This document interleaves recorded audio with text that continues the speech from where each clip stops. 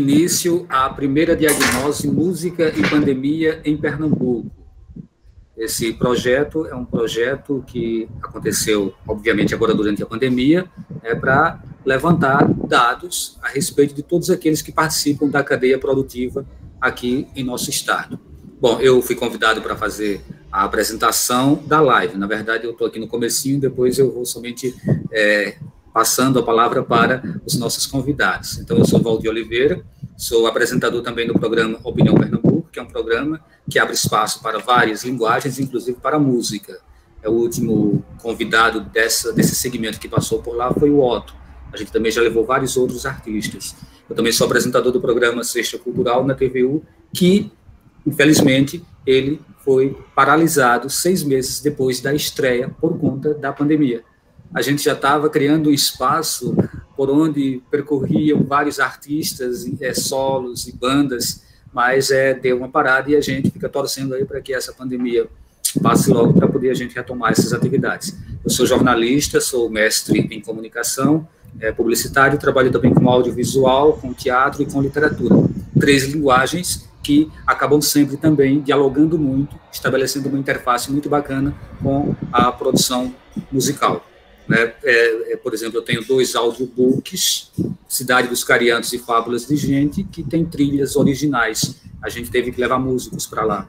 A série Os Ovos da Raposa, que foi exibida no ano passado em rede nacional pela TV Cultura e pela TV Brasil, que foi um projeto aprovado pela Ancine. Ele contou com a participação de mais de 10 músicos aqui, entre eles Isaac França, Petrone Lorena, Rafael Marques, Alceu Valença, Flávio Souza, enfim. Mas, assim, o objetivo aqui, na verdade, é eu fazer uma pequena apresentação minha e seguir com a apresentação dos participantes da live que vão trazer as informações para a gente. O Pedro Amaral, por exemplo, é quem vai trazer os dados iniciais da pesquisa. E o Pedro, gente, ele é pesquisador, é graduado em Ciências Sociais pela Universidade Federal de Pernambuco e pela Universidade de Hamburgo, na Alemanha. Ele tem mestrado em Sociologia também pela UFPE. Uma das debatedoras é a Carla Navarro, ela é produtora do Circuito Sinfônico e Pernambuco Sinfônico, realizadora do Festival São João Sinfônico e do Festival Internacional de Mágica. Foi produtora do Balé Popular do Recife, do Quinteto Violado e da Orquestra Sinfônica Jovem do Conservatório Pernambucano de Música. É produtora da Orquestra de Câmara de Pernambuco. Também é debatedor o Caio Wallenstein. Ele é jornalista graduado pela UFPE e apresentador do programa Pedrada, da Rádio Frei Caneca FM. Então, vamos passar a palavra para o Pedro Amaral. O que é, né? Vamos lá. O que a gente definiu é fazer pesquisa, gerar dados sobre o mercado cultural de Pernambuco. Nessa edição, a gente está focando no mercado de música, né? E a gente decidiu fazer uma pesquisa exploratória, né, sobre esse mercado com consumidores e profissionais. Foi feito totalmente de maneira virtual, com amostra acidental, ou seja, não houve amostragem probabilística, não né, como pesquisa eleitoral, né, que existe uma amostra representativa da população, que você pode traçar inferências. É acidental porque é exploratória, a gente quer conhecer um pouco desse mercado aqui. E a gente traçou aí um conjunto de questões que, por um lado, além do perfil sociodemográfico comum, a gente foca, de um lado, os hábitos de consumo, né, dos consumidores e as dimensões profissionais dos profissionais da área de música em Pernambuco. E, para os dois, quais são os impactos nesses hábitos e nessas práticas profissionais? Bom, isso aqui é um pequeno mapa que mostra mais ou menos a presença, nosso alcance, né? A gente tem respondentes em quase todas as regiões, macro-regiões do estado, né? Na região metropolitana, Zona da Mata, Sertão, Agreste. E, bom, e aí eu vou começar pelos consumidores, né? Os principais dados aí, as análises que a gente pode trazer já nesse momento. Bom, primeiro, essa faixa etária, a gente vê que teve uma cobertura interessante, né? Em termos de faixa etária, a gente decidiu cobrir a partir de 16 anos, né? E aí a gente teve são 166 consumidores que responderam nossa pesquisa, e aí a gente tem essa distribuição, que é uma distribuição interessante, mas que não se aproxima talvez do perfil demográfico brasileiro, né? Então a gente teve algumas que são os riscos, né, de uma pesquisa de uma amostra acidental, né? A gente não tem como controlar os vieses da coleta, né? Bom, e aí teve no caso aqui, como vocês podem dos consumidores, o sexo majoritariamente feminino, né, 59%, e 40% do sexo masculino. E teve uma pessoa que não quer responder. Bom, e aí isso se aproxima um pouco, né, dos 50 e poucos por cento, que é 55, 54%, se não me engano, que geralmente é a população feminina, maioria, né, no Brasil. Raça cor, né, como eu disse, perfil do sociodemográfico, né, então raça cor, a gente sabe do IBGE, né, e aí tem algum, enfim, o que é que a gente encontrou, né, teve categorias que não foram informadas, né, não houve indígenas consumidores, né, por exemplo, e aí a gente teve uma distribuição muito próxima, né, se a gente somar pretos e pardos, né, como se faz geralmente em pesquisa social, e se categoriza como negros, brancos e não... negros e brancos, a gente tem um perfil parecido aqui, né? Tem um dado, acho que provavelmente... Enfim. E aí, qual é a escolaridade? A gente teve aí, dos consumidores, um perfil bem diverso, a gente vê maioria aí com superior completo, se somados pós-graduados e superior completo, a gente tem mais de 100, né? E representa isso cerca de 60% a 65% dos consumidores, né? Enquanto que não tem superior completo, então a gente tem uma amostra aí que está um pouco enviesada dentro do padrão da demografia brasileira, talvez, né? Bom, e aí, chegando à parte mais específica, né, tratar de música. Bom, e a gente perguntou, acho que um dos primeiros dados é com que frequência, né, as pessoas estão ouvindo música aí.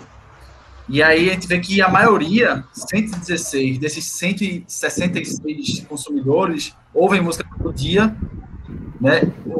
Se somados aos que ouvem quase todo dia, né, ou seja, 3 a 6 dias na semana, a gente uma quantidade quantitativa muito representativa aí, né, muito, muito amplo da nossa amostra, né? Muito pouca gente ouve raramente, né, dentro da nossa amostra. Então, música está presente na vida das pessoas. A gente teve um foco aqui, quais os ritmos preferidos, né, para essa amostra. A gente teve, podem ver que MPB, esse aí em primeiro lugar, né, qual é o ritmo preferido. E a MPB aparece em primeiro lugar, assim, disparado, né, com 64 respostas. O segundo lugar, rock, tem ali 34, se não me engano. Enfim, aí e o resto está bem disperso, né, digamos assim. E aí, em segundo lugar, a gente vê pop, né, e a gente, assim, MPB se repete em segundo lugar, ou seja, é uma das preferências, realmente, porque, né, quem não respondeu MPB em primeiro lugar, respondeu em segundo, né, 28 pessoas. A gente vê rock também sempre presente, enfim. E aí, em terceiro lugar, novamente, MPB, rock e pop, com essa preferência. Né? E isso aí a gente tem que ver se isso é de fato, né? Como nossa amostra é central, a gente tem que se perguntar se isso representa de fato o conjunto dos consumidores em Pernambuco, né? Ou seja, tem vários perfis, né? Várias tribos, né? Como se falava nos anos 2000, acho que já nem se fala mais tanto essa terminologia, né? Vários perfis de consumidores aí. E a gente tem um perfil aqui muito forte e ouve rock, pop e MPB, que talvez esteja super presente, né, nessa. Bom, a gente tem um conjunto aqui, eu vou tentar não me estender muito, né? Tem muitas questões, muitos dados que eu trouxe, muitos gráficos. Vou tentar pegar mais nos pontos que eu acho que são centrais, né, que são mais interessantes para a gente pensar, principalmente o que é que, tanto em termos de negócios, quanto em termos de política pública, né, o que é importante para o gestor. Né? E aí, por outro lado, tem isso, né, essa ideia de tudo dos artistas que eu gosto. E a gente vê que a minoria, né, acho que não chega nem a um quinto da nossa amostra concorda com essa afirmativa. Metade não discorda totalmente, né? Somando mais da metade, né? São 89, se somar dessas duas últimas categorias. E, né, uma quantidade bem grande, né? Quase um terço, nem concorda nem discorda. Que é uma afirmação bem forte mesmo, né? Compro tudo. Isso, compro tudo. Ou seja, quem é realmente aquele perfil que investe, né, em material dos artistas. Né?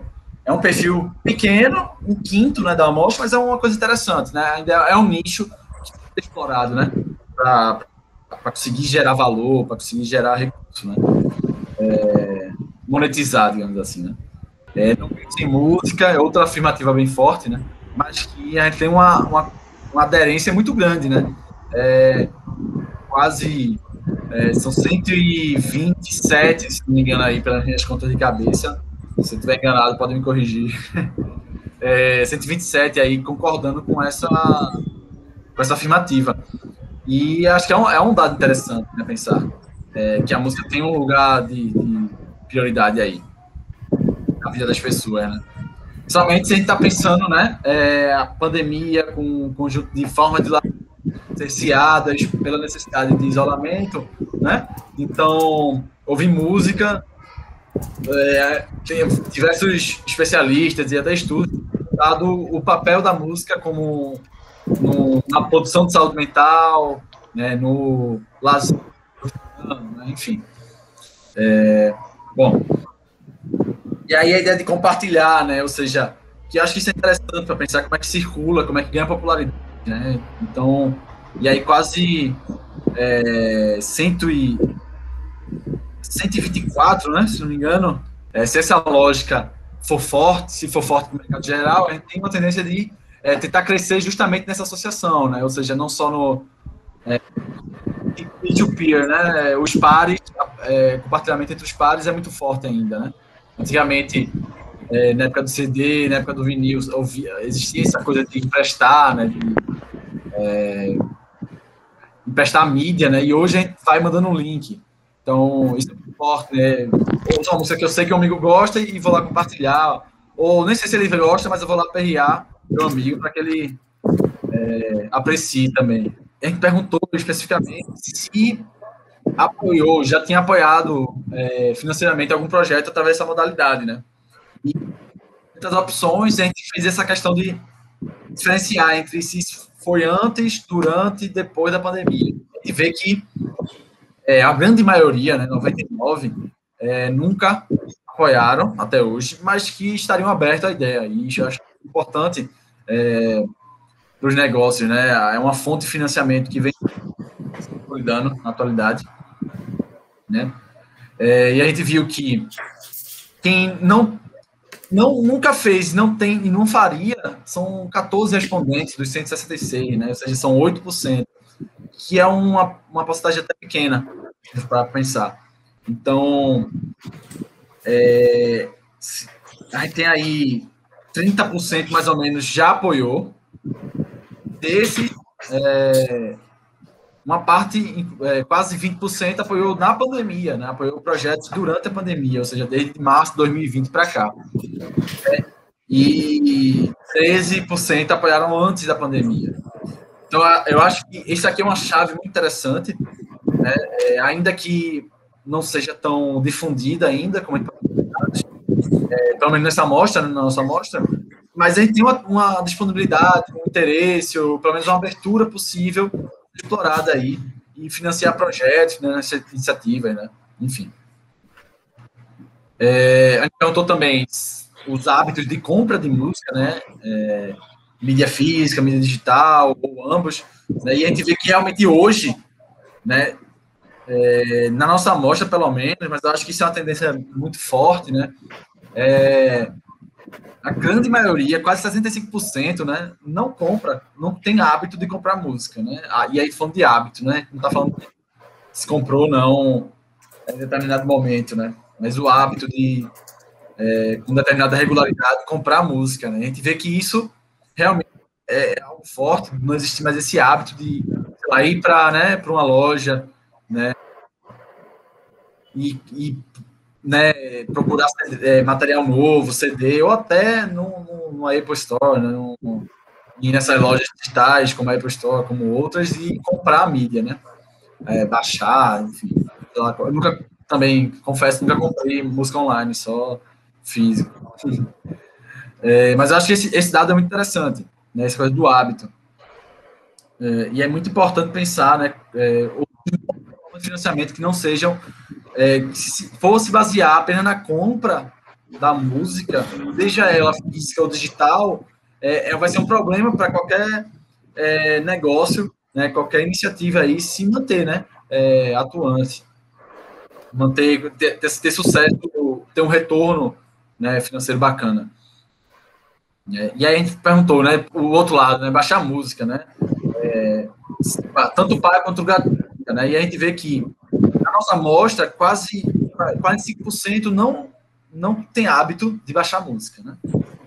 É uma porcentagem grande, né? 40% baixa, mas apenas gratuitas, e só 14% baixa tanto paga quanto gratuita, e 1% baixa apenas pagas, né? Esse dado eu acho também interessante para pensar nisso, nessa dinâmica de pagar por música, né? Do dia para ouvir, né? Não necessariamente o show ou o evento, né? E a gente tem isso, né? Ou seja, se somados aí, dessa 166, né? Só 20, e eu diria que esse 1,8% aí são 2 ou 3 pessoas, né? Então a gente teria 25%, um pouco mais de 15% da nossa amostra paga música, né? Ou baixa música pagando. E aí, com que frequência você baixa a música? Tem aí um dado interessante, não vou me estender muito nisso, mas a gente vê que as frequências variam muito, né? Tem uma dispersão aí muito grande, né? E aí tem pessoas que não baixam, e aí com que frequência, né? Não tem hábito de baixar, e a frequência vai ser nula, né? Ou menor que uma vez por mês, né? Que é a grande maioria aí da nossa amostra, que se aproxima daqueles 75% que... aliás, 75%, por aí, que não baixa e tal, não compra online e tal. Bom, com que frequência... Opa, repeti o dado. E botei em outro gráfico, mas enfim. E aí, sobre shows ao vivo, né? Perguntando com que frequência os assisti antes da pandemia. Porque cada preocupado também o antes e depois, né? O antes e durante, na verdade, né? Porque a pandemia não acabou.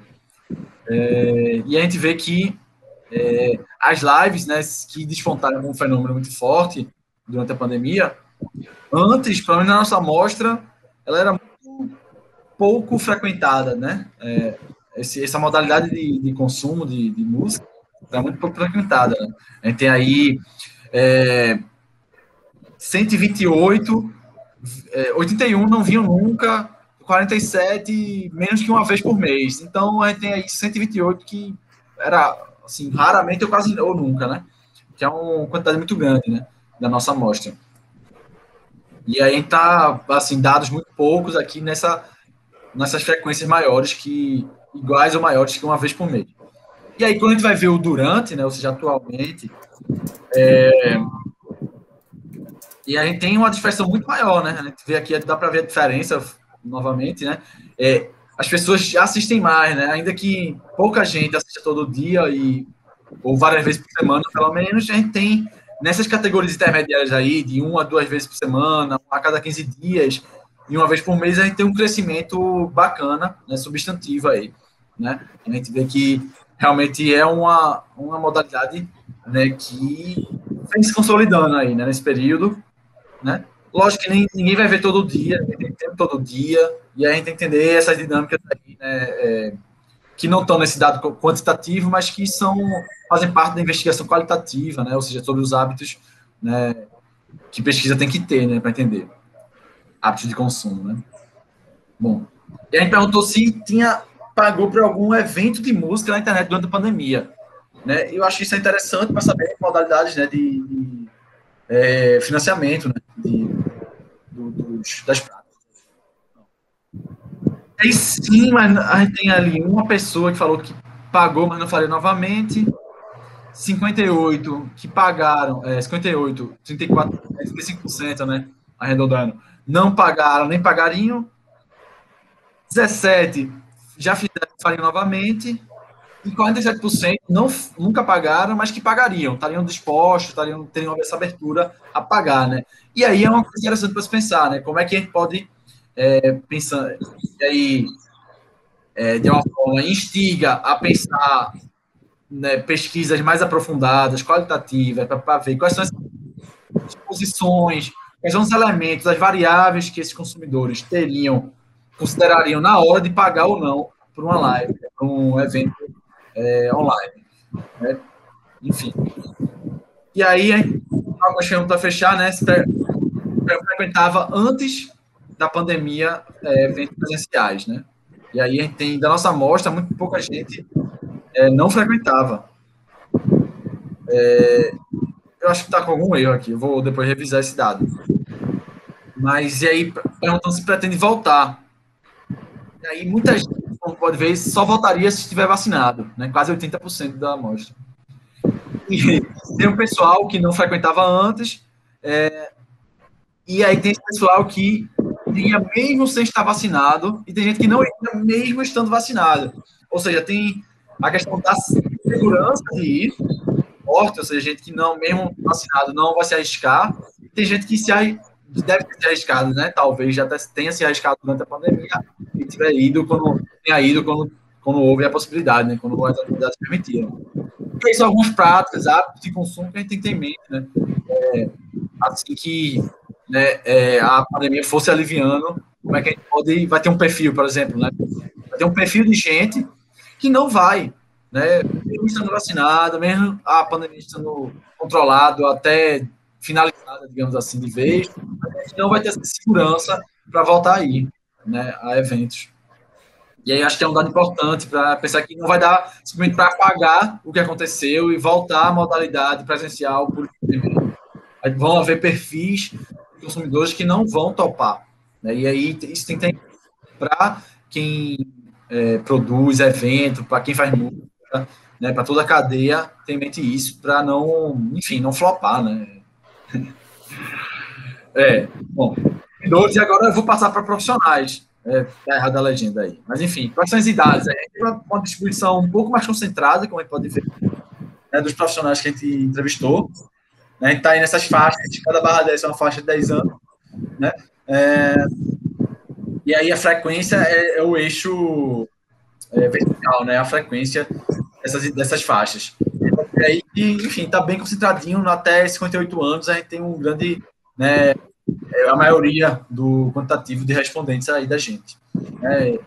Que assim, em geral, é a idade, aquela faixa das pessoas que estão trabalhando, estão na ativa, né? Acima disso, uma parte já está se aposentando, né? Enfim, essa outra modalidade de produção. Querendo ou não, principalmente evento, né? A gente tem que evento é uma atividade muito demandante, pesada, né? Principalmente dependendo da sua atuação específica, né? E aí tem que pensar, enfim, as desigualdades, remuneração e de carga de trabalho, né? O pessoal que trabalha em produção tem uma carga muito pesada, né? Eu conheço, já tive alguma experiência em produção de evento também, eu sei que é uma carga pesada, às vezes literal, né? Principalmente os carregadores ali, é uma carga pesada literalmente. E, enfim, a gente tem vamos embora. E aí, o contrário dos consumidores, né? A nossa amostra de profissionais foi muito masculina, né? A gente teve somente 12 pessoas de sexo feminino que responderam aí nossa amostra, né? Dos 83. né? Pode ver. E aí a questão, né? A gente tem que se perguntar se esse dado representa ou não. Ou seja, se o setor de produção musical ele é tão masculino assim, eu acho que não. A gente pode fazer comparativos com os dados do PNAD, com outras fontes de dados oficiais, né? Que aí vão permitir ver a nossa distribuição estar mais ou menos aproximada da população de profissionais de música. Mas, assim, existe um conhecimento, né?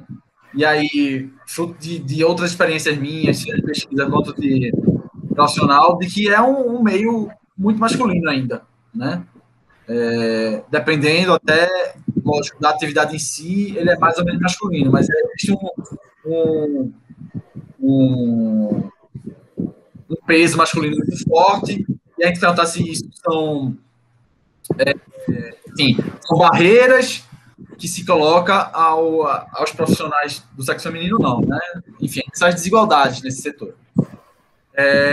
Aí, raça cor, a gente teve uma distribuição mais bem distribuída, a gente teve presença de pessoas indígenas, ali não está com a vida aparecendo, mas tem uma pessoa, como a IBGE define, amarela, né? Ou seja, de descendência asiática. Teve uma distribuição também de escolaridade bem interessante, vocês podem ver aí.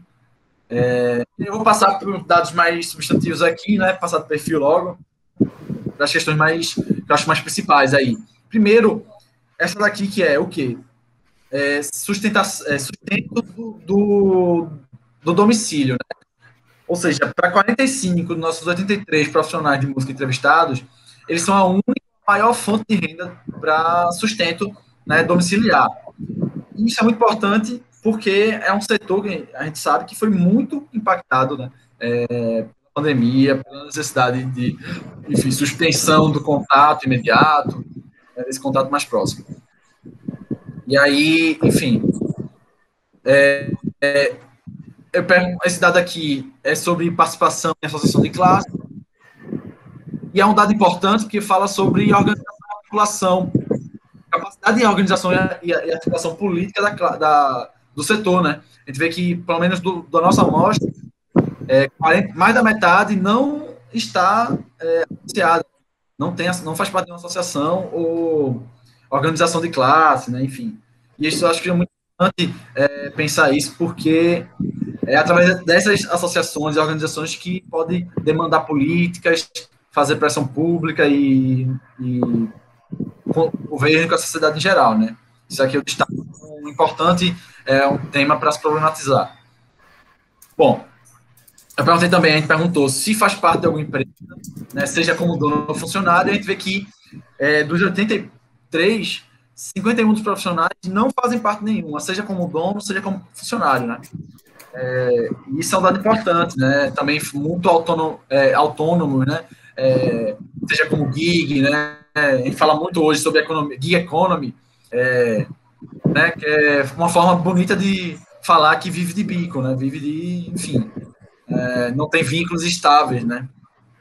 E acho que estabilidade é importante, pensar como fomentar a estabilidade no setor, para que não haja fuga, né, do setor, desistências, talentos que fujam, não só da região, mas do próprio setor.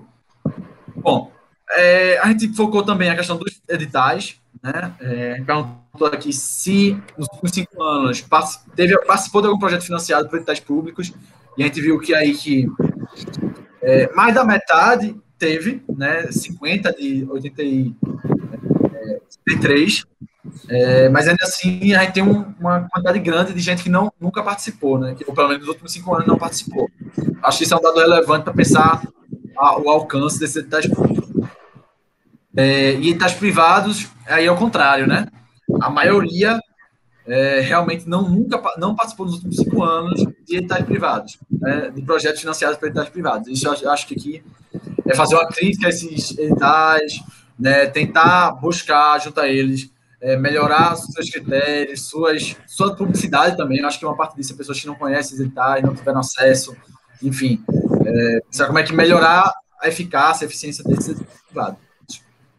Bom, trouxe algumas afirmativas que perguntam se essas pessoas, se os profissionais concordavam ou não, né? Perguntou, por exemplo, se os editais públicos, vocês acham, né, vocês concordam com isso, que os editais públicos promovem trabalho e geram renda para a maioria dos artistas e trabalhadores da música. A gente vê que 43 concordam, a maioria, mais de 50%, né, concordam com essa afirmativa, mais que 32 discordam, né, parcialmente ou totalmente dessa afirmativa. Né? Então, a gente tem uma coisa bem rachada aí, né, nessa concordância aí, se promove trabalho e renda para a maioria. Eu acho que é importante ter esse detalhe que ele está falando da maioria, né. Bom, especificamente sobre Futura, né, que é o principal edital aqui do estado de Pernambuco, né, e um dos principais editais públicos do Brasil, e a gente se perguntou se ele consegue incentivar a diversidade do setor de música. Né? Segundo nossos entrevistados, nossos 33, cerca de 43 concordam totalmente ou parcialmente com essa afirmativa, 30 discordam parcialmente ou totalmente, e 10 estão ali naquela posição de neutralidade, né?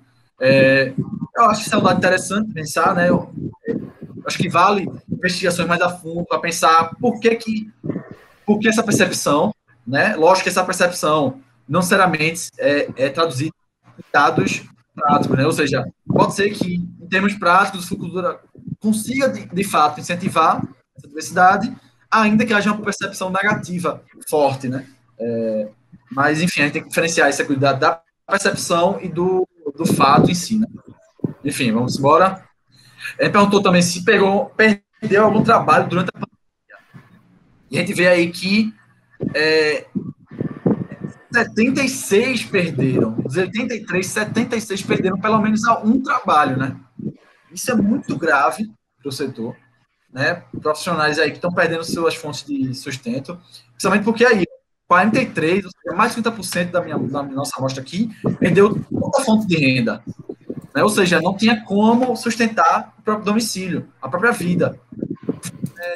Dependentes, vai ficar mais difícil, né? A gente pode cruzar esse dado posteriormente para ver se essas pessoas perderam toda a fonte de renda, só as mesmas que eram as únicas responsáveis pelo domicílio. Se isso for, a gente tem situação aí de vulnerabilização pesada, né? E aí pensar também a desigualdade, se foram homens, foram mulheres, raça, cor, escolaridade, até o setor, a atividade específica que essas pessoas que perderam as fontes de renda atuam, né? Se foram os músicos ou se predominantemente está falando de produtores ou de roadies ou de, enfim, diversas atividades, né? Compositor, a gente pode pensar, né? Cruzar isso. E isso faz parte de um trabalho de análise que demanda mais tempo, demanda mais recurso, né? Mesmo tendo pontos, é um pouco mais trabalhoso para produzir, assim. Bom, e aí perguntou aqui auxílio emergencial, uma parte, como vocês podem ver, a maioria pediu auxílio emergencial, mas nem todo mundo conseguiu, né? 43 conseguiram. Uma grande parte não pediu. E aí tem que explorar, né? Pensar se não pediu porque não precisava ou porque enfim, não sabia pedir, não teve meios para pedir. Bom, quanto se inscreveram nos editais, né, da Lei de Emergência Cultural de Blanc PR, e a gente vê que a grande maioria não se inscreveu, né? 52. Né? Só 31 se inscreveram e dos 31, só 21 conseguiram aprovar. Então, a gente tem que se perguntar por que 52 pessoas não conseguiram, o que é que isso significa para o setor, em termos de acesso a oportunidades, né? Muitas pessoas não conseguiram acessar, tentar, né, buscar uma oportunidade aí. Se perguntar por que elas não conseguiram. Acho que é importante isso. Bom, já falando um pouco de renda aqui, a renda estava dependente da apresentação musicais ao vivo. A gente vê que muita gente aí tinha boa parte da renda dependente desse setor. Eu não vou mexer muito, porque, enfim, mas são dados importantes para ter em mente, né? Ou seja, esses 22 componentes aí perderam 100%, de 80% a 100% da renda, né? Então, a gente tem muita gente que perdeu quase tudo, né? Toda a fonte de renda. Vamos lá. E agora, né? E aí o antes e depois, durante, quer dizer, o depois ainda não aconteceu. Então, a gente tem justamente o inverso, né? A grande maioria aí, 39, grande maioria, né? Quase 50% da nossa amostra, 39 respondentes, hoje não tem, assim, 0% da renda deles está ligado a ao vivo, lógico. Elas não estão acontecendo, né? Ao vivo. Então, isso tem um impacto, né? Se o resto das pessoas elas entenderam ao vivo como lives, ou se está havendo, né? Lógico, um fura medida, né? Mas enfim, desde a gente perguntou se as despesas mudaram, e a gente viu que a maioria aumentou as despesas domiciliares, né, as despesas fixas. Pouca gente reduziu e muita gente manteve no mesmo, né? A maioria, mais de 50%, aumentou.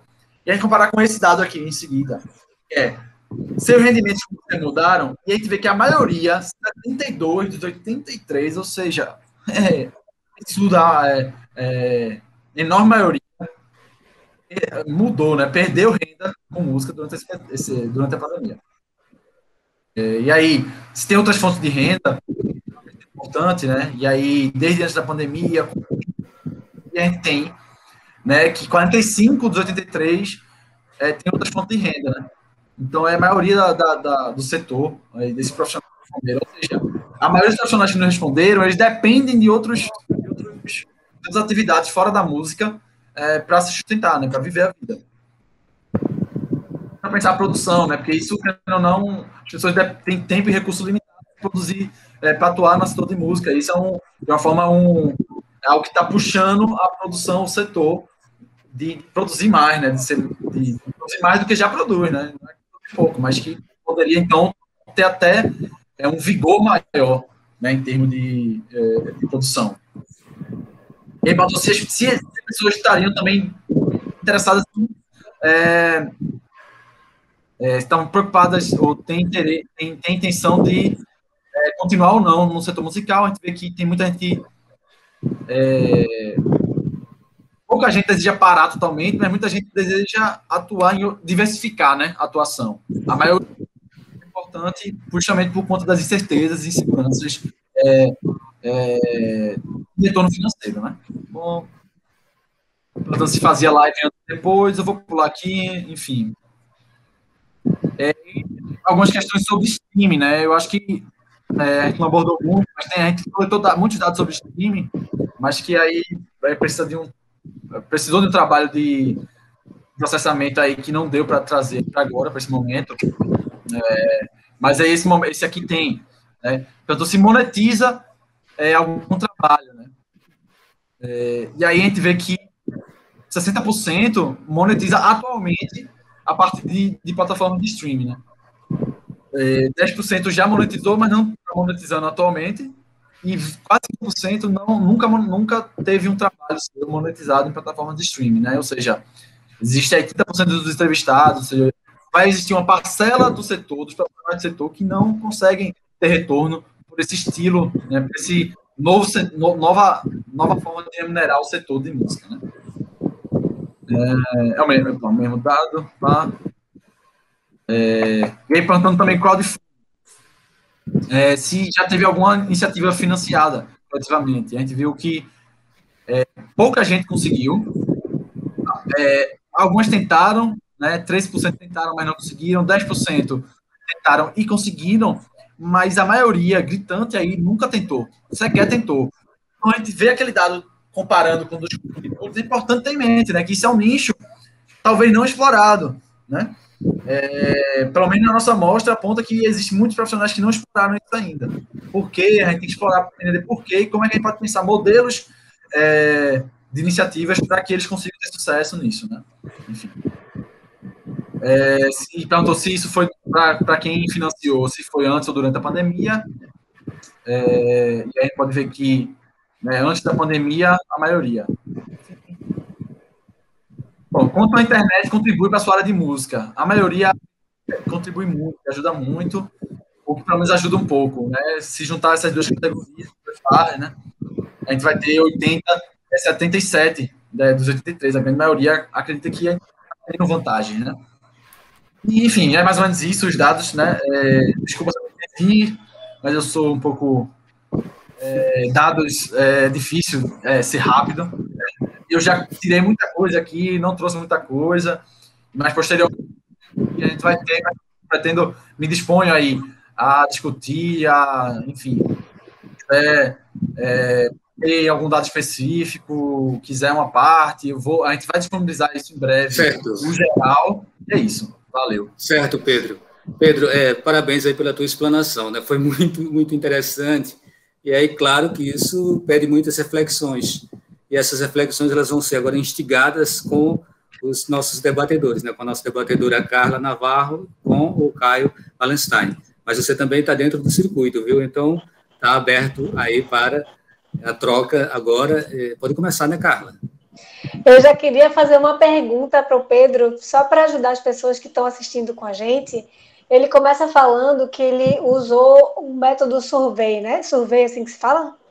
Isso. Eu queria... Será que você pode explicar para a gente um pouquinho como é esse método, o que significa isso, para pessoas ignorantes assim? Survey é só o nome em inglês, né? Para dizer, pensando entrevistas estruturadas, né? Formulários prontos, né? Um formulário estruturado, ou seja, há pouco espaço para as pessoas falarem abertamente, né? São mais respostas objetivas, e é isso, né? Não tem... É só o nome que o pessoal... Assim, como é mais resumido, de fato. Sim. Eu queria começar colocando uma coisa para a gente debater, então, se me permitem, que é o seguinte... esse comportamento... Eu fiz uma anotação, não lembro dos números exatos, mas do comportamento do consumidor dessa pesquisa, de comprar pouca música, baixar muito, e apesar de considerar a música fundamental para o seu dia a dia, não vive sem ela, escuta todos os dias, gosta de conhecer novidades, ele não tem costume de comprar mídias físicas, não tem costume de apoiar crowdfunding, não tem costume de pagar por eventos online, embora pagaria. Eu não sei qual é a condicionante desse pagaria, mas eu acho que é uma pergunta que todo mundo que trabalha no mercado da música tem que tentar se endereçar a ela, né? Os produtores, os músicos, sejam eles grandes, apoiados por gravadoras, por grandes empresários, sejam os pequenos que estão querendo, de repente, empreender em pequeno nível. Acho que é importante entender o que motivaria um consumidor que pagaria por live, mas que não paga a fazê-lo. Acho que é uma pergunta chave que, não sei, como todos nós temos alguma vivência no mercado da música, talvez a gente possa conjecturar aqui a respeito dela. Posso falar meu ponto de vista? Eu acho que existem duas coisas aí, né? Uma coisa é você pagar por uma live, por exemplo, né? E outra coisa é você pagar por uma música. Eu acho que a humanidade está acostumada a ter a música naturalmente gratuita, né? No nosso ambiente, no nosso dia a dia, enfim, TV aberta, em rádio, tudo isso é gratuito, sempre foi, né? E a diferença é que antes a gente tinha produtos físicos, né? Que era onde o artista ganhava uma graninha vendendo um CD e tal. E agora a gente transferiu isso para uma plataforma de streaming. E aí eu queria até uma outra pergunta que eu queria fazer para o Pedro depois, se quando ele fala comprar música, por exemplo, eu pago a mensalidade do Spotify, isso é investir em música ou não? Porque, por tabelas, as músicas que estão ali vão receber também direitos autorais, vão receber, né? Então, quando você está falando assim, se as pessoas pagam por música, se você pagar um streaming é considerado como pagar por música. É considerado isso? Assim, né? Eu entendi que não. Eu também tinha entendido que não, cara. Dentro do nosso questionário, a gente tentou diferenciar, pagar por música pelo específico, né? Sentido, pagar por um comprar CD. Comprar música mesmo, né? E, por outro lado, se a pessoa assinar, vai porque esse dado, como ele, enfim, formatos, né, das plataformas que a gente usou, do Google Forms, lá, ele ficou complicado de trazer para agora. Mas ele perguntou sobre se a pessoa assina ou não plataformas de streaming, né? A gente tem esse dado que vai, posteriormente, também integrar o relatório final. E aí a gente fez a diferenciação, realmente, porque isso é muito importante, né? Porque são outros modelos que estão se desenhando, né? A gente vê hoje, né? Esse modelo do CD, né? Da mídia física, ele começou a decair desde que a internet se popularizou, que aí o acesso à internet se popularizou, né? E o acesso às mídias se popularizou. Então, a gente teve a facilidade de baixar e com o streaming, a gente teve a facilidade de ouvir, né? A gente não baixa mais, né? Eu não baixo mais música, enfim, ouço no YouTube e no Spotify e tal, né? Enfim, conheci gente que assina, né? Enfim, é porque eu também não ouço tanta música, senão eu assinaria, né? Enfim, aí tem essas variáveis, mas aí tá falando da ideia de plataformização, né? Que é muito discutida hoje, né? Seja para app, mas se aplica também à música, né? Se aplica também aos filmes, plataformas digitais que gerem e que mediam o consumo de bens, né? Sejam bens culturais ou bens materiais, comida, enfim, feira, né? Que se faz hoje. E aí a gente tem que discutir como essas plataformas remuneram, né? Quais são os modelos de remuneração, se são modelos justos. E aí a gente vê, tem estudos, recentemente saiu um estudo, quem comentou foi até o Manual do Usuário, vocês conhecem uma página que discute muito sobre internet, e aí eles postaram sobre, que é uma pesquisa falando que há uma desigualdade muito grande na remuneração nas plataformas, né? Ou seja, grandes artistas ganham muito, porque eles já têm o recurso, capital simbólico, capital cultural aí, né, os seguidores, e os pequenos artistas não ganham nada, velho. Ganham quase nada. Pagam para estar na plataforma. Estão pagando para trabalhar. Se você pensar em um recurso que investiu para produzir, estão pagando para trabalhar, né, velho? Com certeza. Mas... Eu acho que... Pode ir, cara. Pode falar. Não, eu ia falar contigo mesmo, Caio. Porque o que eu estava falando, né, existem esses dois pontos de vista aí, né? Uma coisa é pagar pela live, outra coisa é pagar pela música, mas uma coisa que é geral... as pessoas não querem pagar por músicas, mas as pessoas querem consumir música. E aí, onde é que a gente vai encontrar esse ponto de encontro, né, de quem quer receber e quem precisa receber para fazer a música e de quem quer pagar para fazer a música, né? Como a gente faz para estimular esse ponto de encontro?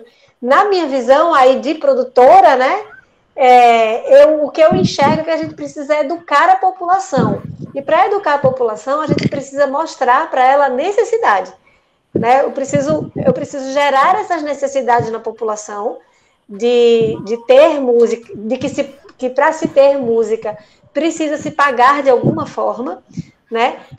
Aí, seja ela através de eu estou comprando a música, ou eu estou comprando o disco, ou eu estou pagando a live, enfim, as formas de consumo, né? Tem várias formas de consumo. E aí, eu acho que isso a gente precisa mostrar para a população essa necessidade. Mas o que eu entendo é que a população não enxerga que existe, por trás daquela canção que ela está ouvindo, uma cadeia produtiva trabalhando e tendo que viver disso. Porque se você não se dedicar a isso profissionalmente, todos os dias, o dia inteiro, você não vai conseguir ter uma super música bem gravada e lindona. Né? Essa é a minha visão de produtora. Caio, fala você que é jornalista e músico. Olha, eu concordo contigo. Eu acho que, de certa forma, a pandemia tem até de alguma forma, sensibilizado as pessoas com relação a isso. Eu não imaginava que os números, por sinal, fossem esses. Eu imaginava que o número de pessoas que não apoiam, mas apoiariam, fosse menor, e que a maioria das pessoas, de fato, não pagariam de forma nenhuma por música. Eu acho que, de alguma forma, a nível individual, quem é artista está conseguindo, nesse momento de pandemia, até abrir um pouco mais e dizer, gente, eu não estou podendo fazer show, eu não estou podendo sair de casa para, enfim, gravar um espetáculo, e eu preciso, de alguma forma, com as minhas atividades que eu faço aqui virtualmente, monetizar. Então, eu acredito que existe, por parte dos artistas, a nível individual, existe algum tipo de mobilização que tem sensibilizado as pessoas. Agora, quando a gente está falando de um país imenso, quando a gente está falando de estados que possuem cadeias gigantes, eu acho que também precisa passar, de alguma forma, pela iniciativa estatal de, num momento como esse, emergencial, que as pessoas, enfim, estão passando por uma calamidade pública total, em que os artistas não estão, de fato, podendo fazer aquela atividade fim. A gente sabe que a renda principal dos artistas vem de shows ao vivo, de apresentações ao vivo, com exceção dos grandes artistas que já têm uma base ativa de fãs, que possuem, de fato, uma estrutura muito grande ao redor deles. Esses artistas podem monetizar de muitas formas, podem monetizar publicidade, com streaming, número de streaming elevado, com compra de produtos, mas os pequenos é basicamente a apresentação ao vivo, os pequenos e médios. Então, acho que precisa ter também, enfim, eu acho que até a gente cai numa perspectiva um pouco triste e desoladora de acreditar que a sociedade precisava ter essa consciência, de que precisa vir do Estado. Tem diversas pesquisas acadêmicas que colocam que a atividade artística, em seus diversos níveis, não é autossustentável. Apesar dela ser amplamente consumida pelas pessoas, ela não é autossustentável. Então, precisa, de alguma forma, que haja alguma pessoa agindo como mecenas. Se me permite, cara, eu concordo. E eu diria que não é só no momento de calamidade que o Estado tem que ter essa presença forte. A gente vê, por exemplo, eu lembro de ter um amigo meu que adorava citar um caso de, não sei onde na Europa, não sei se era na Alemanha, que havia a remuneração ali, financiamento para que artistas tocassem, né? Isso é uma questão de bem viver, né? Pegando essa lógica da qualidade de vida, você ter arte na sua vida cotidiana, não só no momento especial do show e tal, isso aumenta a qualidade de vida. Então, nessa retórica, pagavam bolsas, digamos, remunerações fixas de emprego, né? Sei lá como era o modelo, não sei como é que é o modelo de remuneração desse caso aí, para as pessoas trazerem a arte para a vida cotidiana. Assim, não estou falando que essa é a solução, né? Para botar todo mundo para tocar na rua, não é isso. Mas eu acho que passa por uma presença, assim, do Estado, pensando que são bens comuns, né? É o bem comum que se está tendo em mente, né? Porque a arte tem a ver com isso, né? Com reflexão, mas também com qualidade de vida, com felicidade, com lazer, com várias coisas. E eu diria que não só o Estado também, ao mesmo tempo. A iniciativa privada, principalmente agora, tem que ter com pé muito mais forte. Você vê aí diversos setores lucrando bilionários, aumentou a quantidade de bilionários no Brasil, né? Ou seja, houve um aumento da desigualdade. A primeira pandemia na história da humanidade que a desigualdade aumentou, né? E não há retorno dessas grandes corporações para a sociedade. Isso aí é um tipo de retorno que poderiam investir mais nesses editais privados de financiamento, né? Pagar para o pessoal ter uma grana para desenvolver seus produtos e poder se manter durante esse período. Eu acho que tem que cobrar isso também, não só do público, né? E aí o setor público tem que mexer nas suas estratégias do que ele paga, do que ele não paga, de onde ele cobra, ou seja, cobrar mais grandes fortunas e tal. Então, todo modelo taxativo, mas tem que cobrar também da iniciativa privada, pô. A gente tem que, uma Amazon da vida, Mercado Livre, que vem crescendo, bilhões, né? Enfim, essas grandes corporações, principalmente a Big Techs agora, né? iFood, não sei o quê. Pô, a gente tem que dar um retorno para a sociedade, né, velho? Tem que dar um retorno. Esse retorno é no setor feito eles. Eu queria me colocar também, já que o debate é tão instigante, e aí a impressão que eu tenho é que, de certa forma, o público, esse consumidor, ele um pouco que largou, que deixou o músico, que deixou o artista na mão. E isso em decorrência de uma mudança que é a transição mesmo da mídia física para o virtual, para o digital, né, para essas tecnologias todas que chegaram. Acho que a população não foi preparada para esse momento, simplesmente começou a chegar. E a pandemia veio potencializar esse abandono. Então, hoje o artista está numa situação de abandono, aí por falta de políticas públicas, óbvio, a gente tem um governo, um desgoverno que não estende a mão como deveria, né, salvo um ou outro edital, como é o Fundo Cultura daqui, né, mas ainda é muito pouco o que existe para fomentar essa cadeia criativa, essa cadeia produtiva da música, mas a população ela estava acostumada mesmo, como o próprio Pedro constata isso na pesquisa, estava acostumada a comprar o CD, a comprar o vinil, né? Hoje a gente percebe também nessa pesquisa que a quantidade de pessoas que paga para baixar uma música, para ouvir uma música no Spotify, numa outra plataforma, ainda é muito pequena.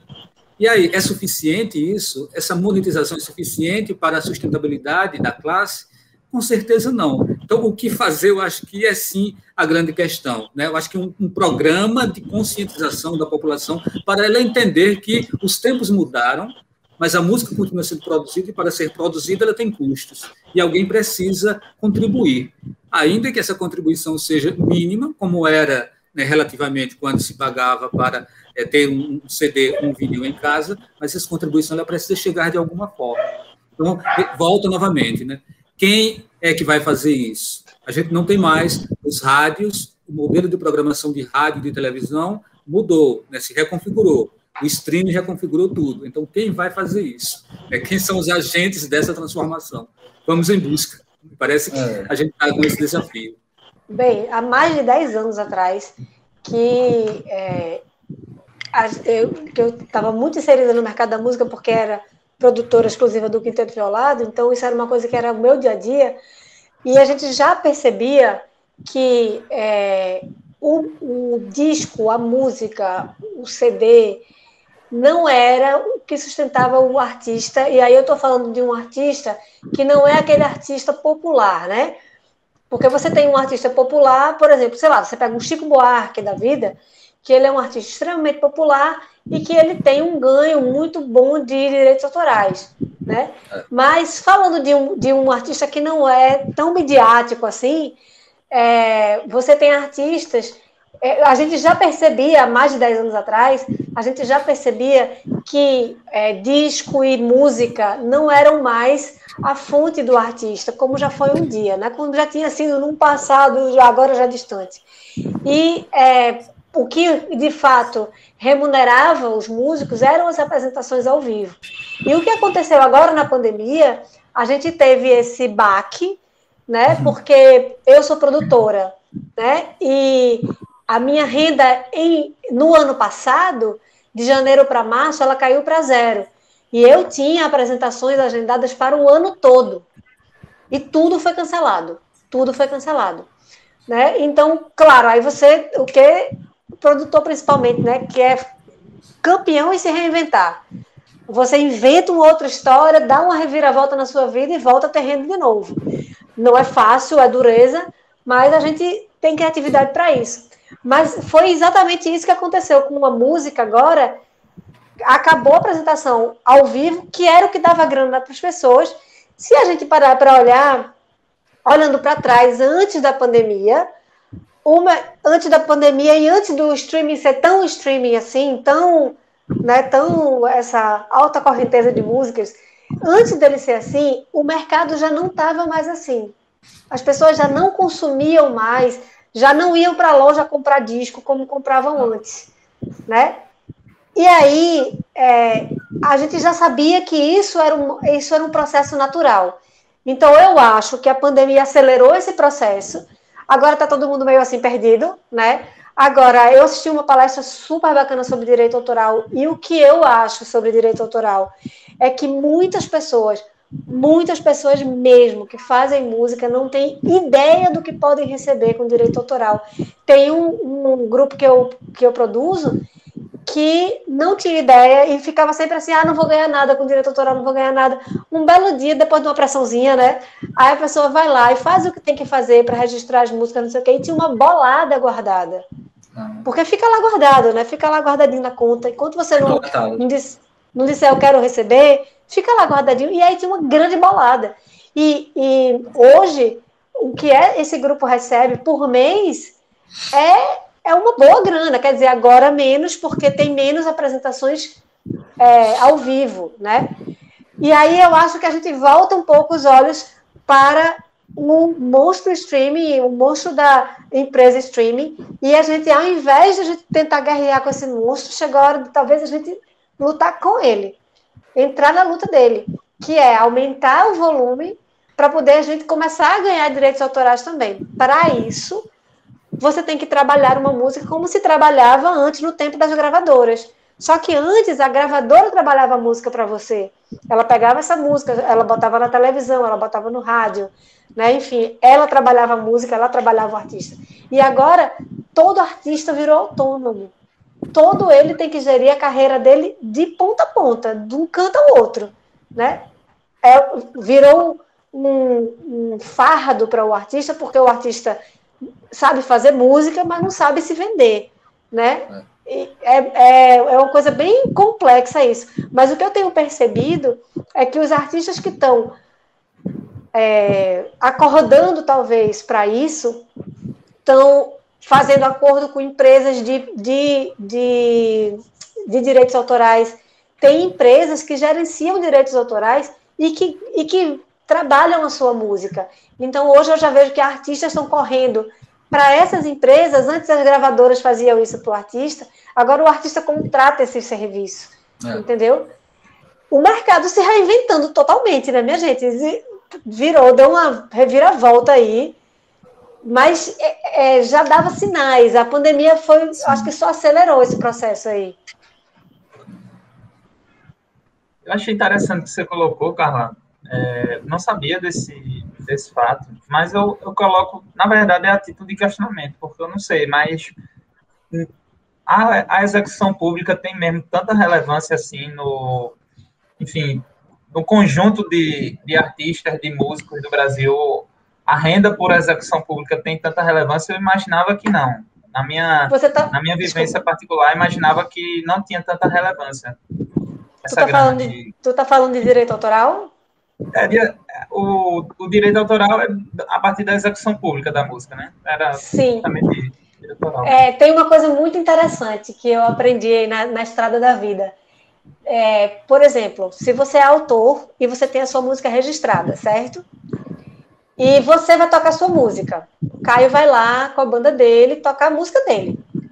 Você avisa ao ECAD que você vai tocar? Nem ele tá lá. Né? Entendeu? A gente criou esse hábito de, assim, com os artistas que eu trabalhava, a gente criou esse hábito de avisar, não é o ECAD que você avisa, na verdade, é a organização, né? Uma das organizações que você faz parte, né? E aí você avisa essa organização a qual você é associada, essa associação, a qual você faz parte, você avisa essa associação, sábado eu vou me apresentar em tal lugar e vou tocar as minhas músicas. Aí, o que ele vai fazer? Ele vai acionar o ECAD, né? A associação vai acionar o ECAD e vai dizer, ECAD, vai lá fiscalizar e recebe aquela grana, porque o meu associado tem dinheiro para receber dali. Se você adquirir esse hábito, só daí você mesmo vai fazer o seu dinheiro, entendeu? Porque essa é uma grana que quem paga é quem está contratando o artista. Então, se você está tocando num bar, o bar vai pagar direito autoral, queira você ou não. Ele vai pagar. Essa grana só não vai para você. Porque aí, por que não vai para você? Porque isso é feito por amostragem e tal. Mas se você chega lá para a associação e diz, olha, eu vou tocar essa música aqui, tal dia, em tal lugar, vai lá fiscalizar, eu quero meu dinheiro. Aí ele vai ter que fiscalizar e ele sabe qual é o repertório que você passou para ele, entendeu? E, menino, tu não tem noção de como isso mudou pra gente. A gente viu crescer, assim, o valor de direito autoral de exibição pública. É uma questão tecnológica aí, que vem sendo debatida também, que é como a tecnologia, essas plataformas, os seus algoritmos de distribuição de conteúdo atuam, são governados, né? Que é questão de fato fazendo. E aí a gente tem que ter em mente como é que é possível manejar, até onde é possível manejar isso, né? E como é que é possível entrar nas brechas, né, desses sistemas. Aí, os artistas, é importante isso, porque nem sempre vai ter recurso, e nem sempre vai ter tanto recurso para comprar realmente e chegar em todo canto, né? Em todo o público. E até como é que vai conseguir remunerar, mesmo chegando na mão do cliente, do público, qual vai ser o modelo, né? Como é que é esse modelo de remuneração? Né? Porque já que o pessoal pega de graça, bota no YouTube, aí vai ganhar como? Vai ganhar com propaganda, né? Se for no streaming, vai ser porque o cara paga para o Spotify uma assinatura e esse valor é distribuído de acordo com o consumo. Mas tem a taxa do streaming, que é cara. Então, a gente tem um conjunto de problemas, né?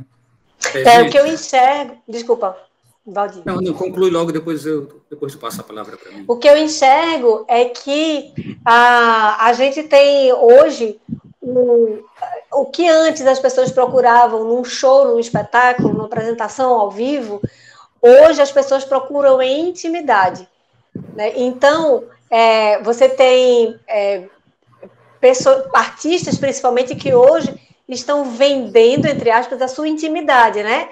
Hoje você pode criar estratégias para estar numa live frente a frente comigo. Eu vi inclusive o anúncio de uma artista bem famosa, mas eu vou preferir não citar o nome, que ela estava vendendo um curso de música, né, onde eram, sei lá, acho que 17 aulas, se eu não me engano, era um curso de música com 17 aulas, e você tinha a opção de comprar esse curso com 17 aulas por, tipo, R$100, ou você tinha a opção de assistir a esse curso com ela pelo Zoom.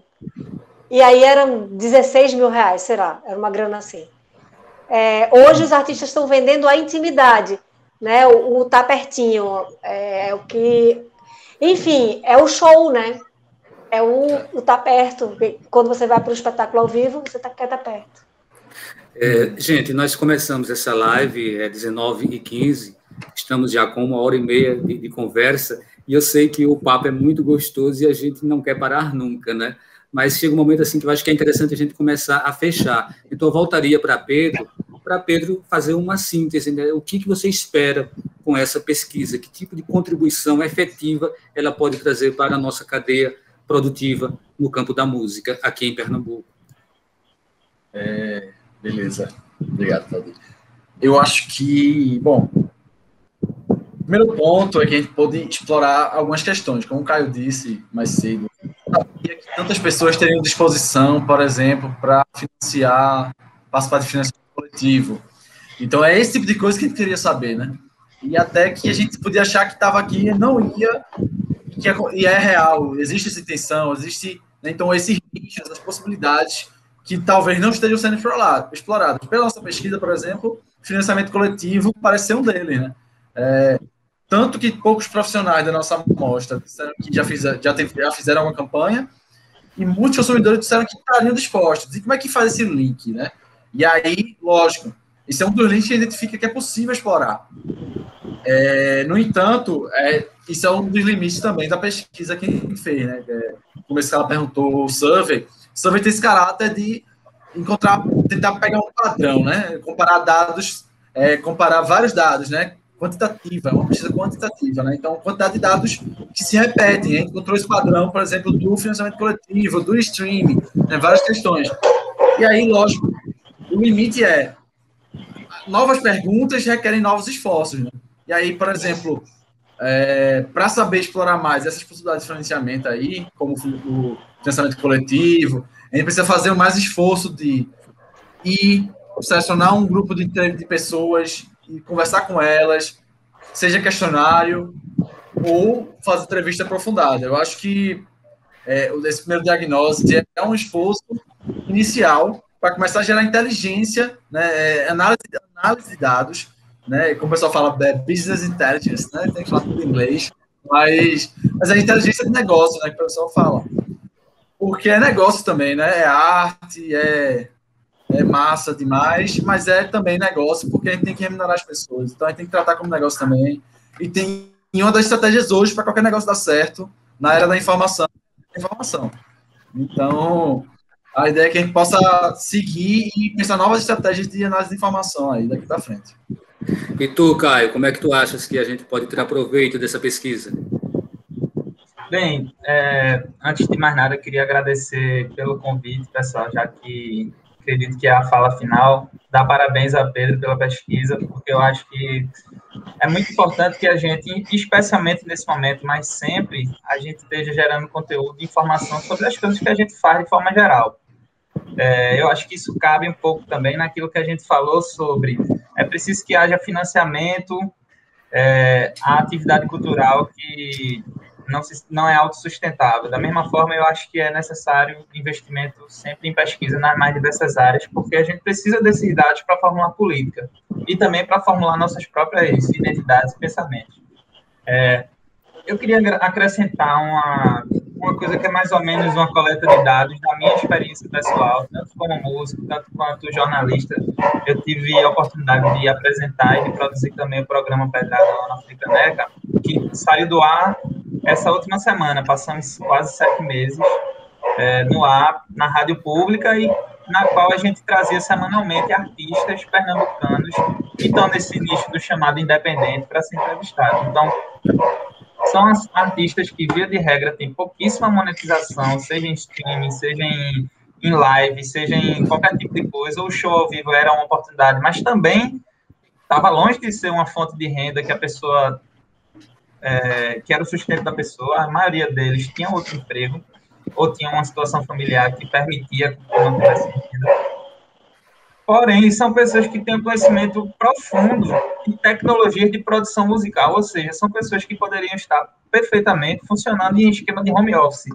São pessoas que têm home studios ou que conhecem, de alguma forma, as tecnologias de produção musical. Então, isso é preciso ser explorado. Eu acho que uma live como essa que a gente está conversando aqui é uma coisa que abriu uma via muito grande para o jornalismo, por exemplo. O jornalismo encontrou nas lives, porque a live não é só musical, né? Encontrou uma forma muito interessante. Eu acho que é preciso a gente encontrar formas para que esse esquema de home office funcione agora para músicos. Da mesma forma, são pessoas que têm pouquíssima mobilização, como a pesquisa mostrou, mobilização de financiamento via editais e crowdfunding. E são pessoas que fazem tudo, ou quase tudo, sozinhas e têm pouca divisão do trabalho. Então, eu acho que são coisas que precisam ser exploradas, são dados interessantíssimos que podem ser endereçados, e até os próprios artistas tendo noção de como eles são e de que as pessoas ao redor dele também são assim, podem pensar uma forma um pouco mais específica ou especializada de agir e de abordar o mercado. Eu acho que essa última coisa que eu coloquei, os artistas fazem tudo e tem pouca divisão do trabalho, em que pese eles serem independentes, porque, enfim, eles estão num esquema que não tem dinheiro, então, obviamente, eles vão fazer um pouco de tudo. Mas veja que isso também tem uma consequência bem interessante, né? Então, ninguém mais hoje é só músico. A gente é músico, produtor, sabe um pouquinho de direção, de arte, sabe um pouquinho, Carla Rio, porque com certeza já passou por todas essas fases, né? Então, eu acho que, de alguma forma, o músico, o artista, é uma pessoa que está 100% integrada no que, para mim, é a essência do mercado de trabalho atual. A pessoa não faz uma só coisa, a pessoa trabalha em diversas frentes e, com elas, de repente, uma combinação delas, consegue tirar sustento e consegue também promover bem-estar individual e coletivo, porque, afinal, a arte e o trabalho servem para isso. Então, enfim, parabéns de novo pela pesquisa. Eu acho que a gente precisa, de fato, anotar essas coisinhas e ler elas de vez em quando, e ler essas pesquisas frequentemente, e, a partir daí, planejar nossa ação. Não tem que ser só da cabeça. Massa. Carla, você?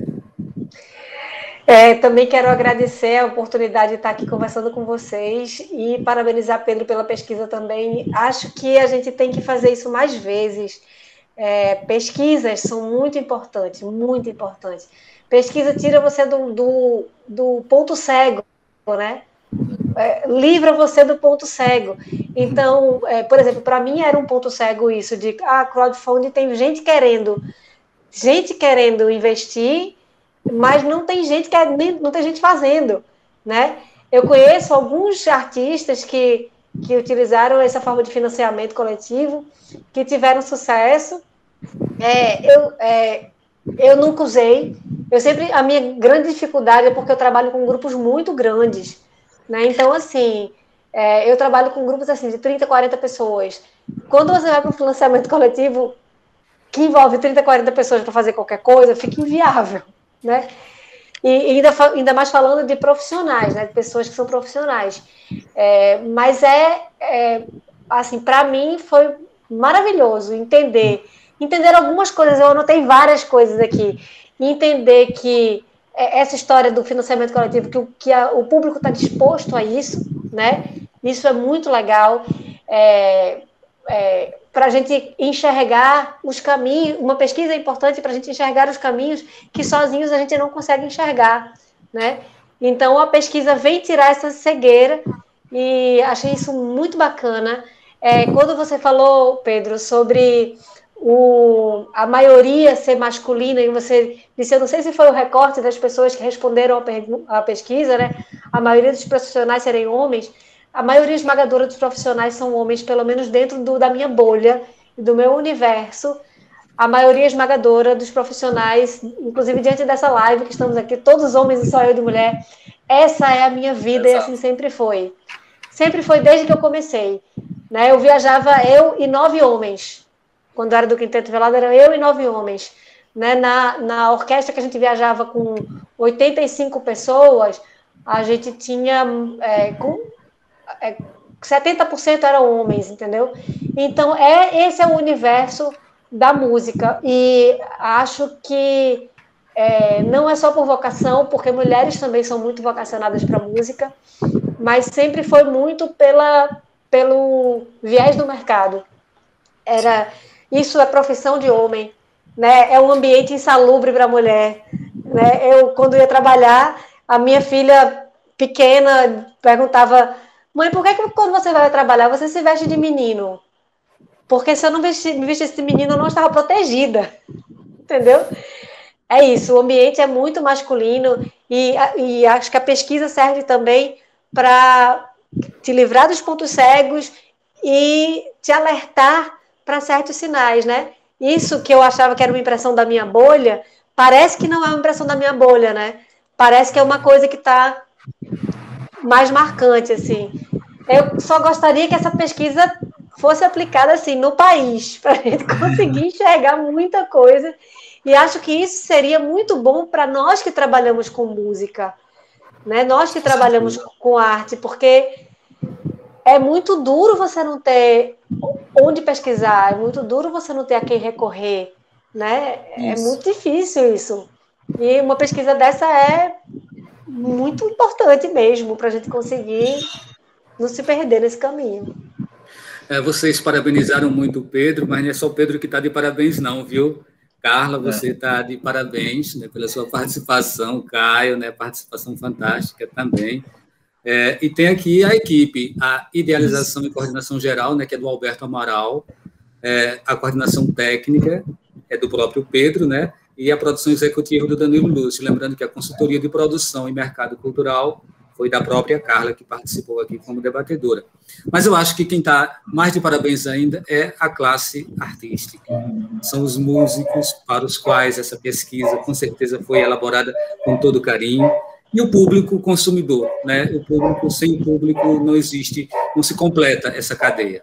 Então, fica aí também nossos agradecimentos para todas as pessoas que passaram por aqui. E, Pedro, já quer dizer alguma coisa? Pedro. Também faltou a gente agradecer a nossa pesquisadora também da equipe, Bárbara Lino. Também só para lembrar aqui, temos uma mulher na equipe, outra mulher na equipe, né, fazendo pesquisa também. Pesquisa um pouco menos que música, é muito mais diverso em termos de gênero, mas enfim. E os pesquisados, né? Sem as respostas, sem essa participação, a pesquisa também não teria acontecido. Então, obrigado a todo mundo e ficamos por aqui. Depois, vocês que não acompanharam na íntegra ou que quiserem passar a informação para outras pessoas, vai ficar disponível aí nas redes. Então, um grande abraço. Ô, Valdir, boa noite, bom dia e boa tarde. Oi, Carla. Só mais uma coisa. Eu queria também agradecer a Lei Aldir Blanc, que proporcionou esse momento da gente estar juntinho aqui agora, né?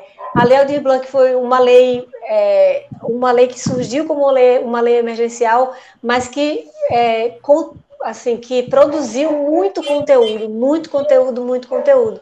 Então, eu acho que cabe aqui essa fala de agradecimento a essa lei que chegou para tirar a gente do sufoco e ainda está dando para a gente recursos para que a gente continue trabalhando, recursos no sentido de conteúdo, de informação, para que a gente continue trabalhando sem ser tão no escuro assim. Isso, as políticas públicas são fundamentais o tempo todo, estando agora em pandemia, acabando a pandemia, vamos sempre precisar desse suporte, né? Então é isso, gente. Um grande abraço a todos e até um próximo encontro. Tchau, gente. Prazer. Valeu. Beijo.